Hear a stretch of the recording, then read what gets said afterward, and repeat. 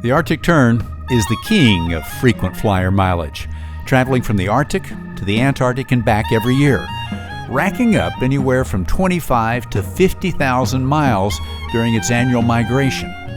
But when I was watching some of these birds in their Arctic home out of Svalbard, Norway, I was intrigued not by the distance they cover, but by their hovering ability. I talked with ornithologist and National Geographic Lindblad Expeditions naturalist Brent Stevenson about the unique characteristics of the Arctic tern for my radio show, National Geographic Weekend.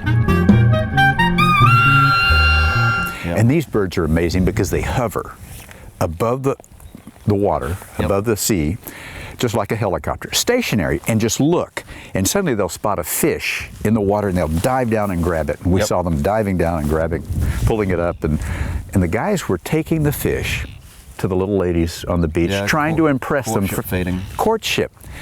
Buy them a meal. Apparently up here, the way to a woman's heart is through her stomach. Yes, exactly. If she's an Arctic tern.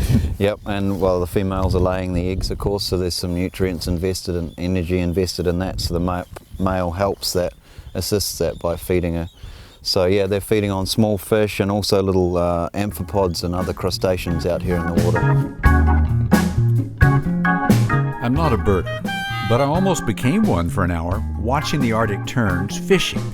They were very good at it, although I'm not sure they actually have a license. And the guys were well rewarded for their fishing skills by the ladies, who immediately showed their appreciation. Well, after first gobbling the fish. I call it a mating dance with a happy ending.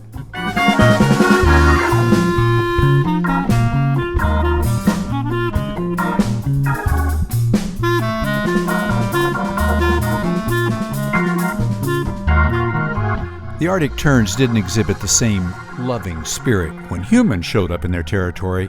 It was more like a scene from Alfred Hitchcock's The Birds, with a full-on dive-bombing attack.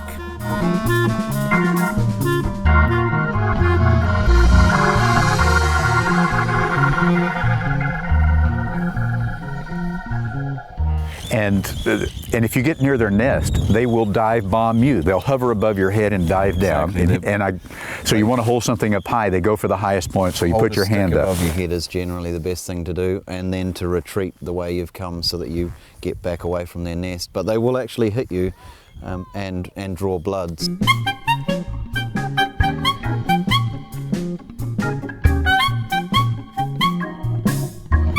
Well, I survived the attack of the Arctic terns.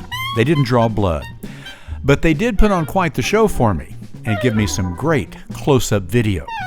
To hear the full interview with Brent Stevenson about Arctic terns and other birds in the Arctic, tune into National Geographic Weekend and tune into Adventure.